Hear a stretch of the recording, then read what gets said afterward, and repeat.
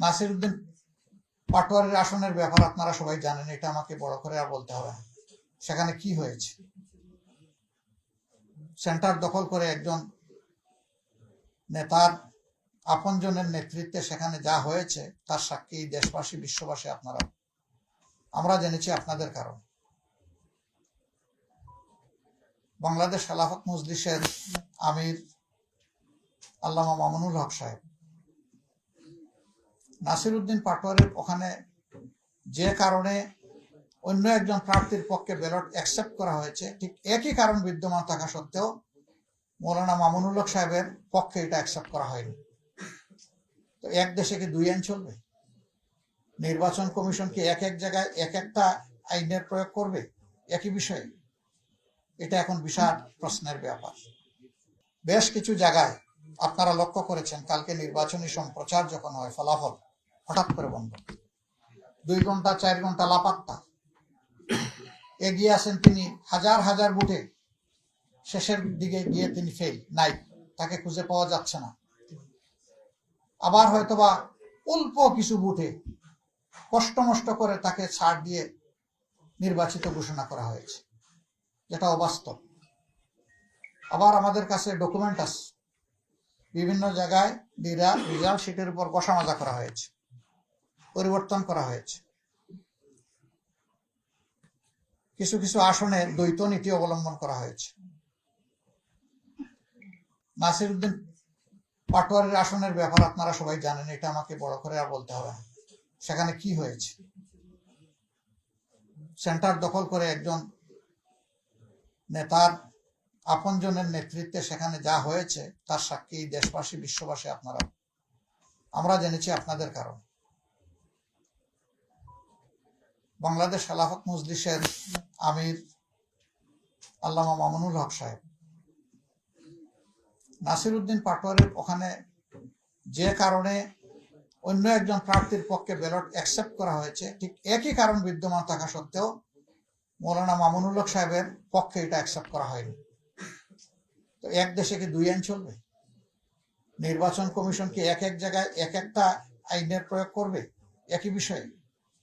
এটা এখন বিশাল প্রশ্নের ব্যাপার।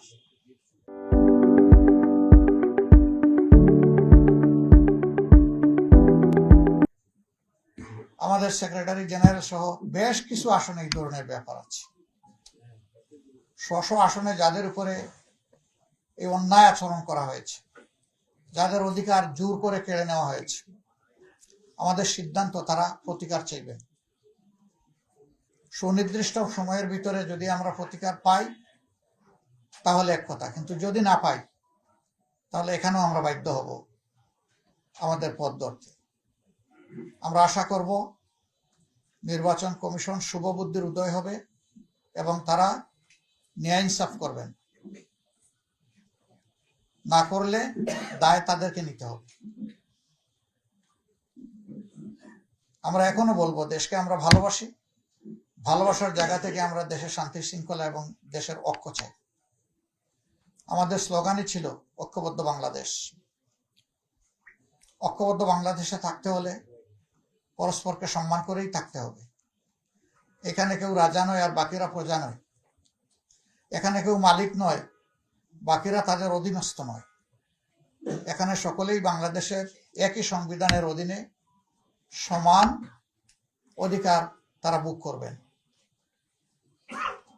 অতীতে ফ্যাসিবাদের বিরুদ্ধে আমাদের লড়াই হয়েছে, আমরা আশা করেছিলাম যে এই কালো অধ্যায়ের অবসান হোক, কিন্তু যদি আবার এটা ফিরে আসে আমরা লড়ে যাব, আমরা থামবো না ইনশাআল্লাহ।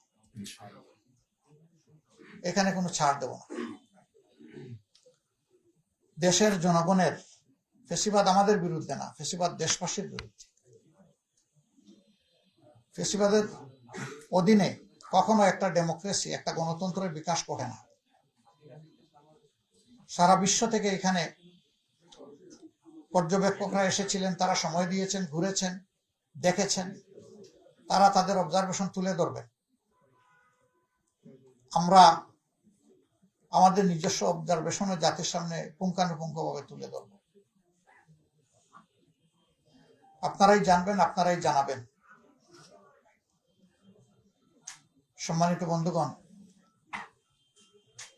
আমরা চাই দেশে পুরানো ধারার সেই কালো অধ্যায়ের রাজনীতি আর না হোক, নতুন ধারার সুস্থ রাজনীতি চালু হোক এবং এখানে সবাইকে দায়িত্বশীল আচরণ করতে হবে। দায়িত্ব জ্ঞানহীন কোনো আচরণ জাতি দেখতেও চায় না, সহ্যও করবে না।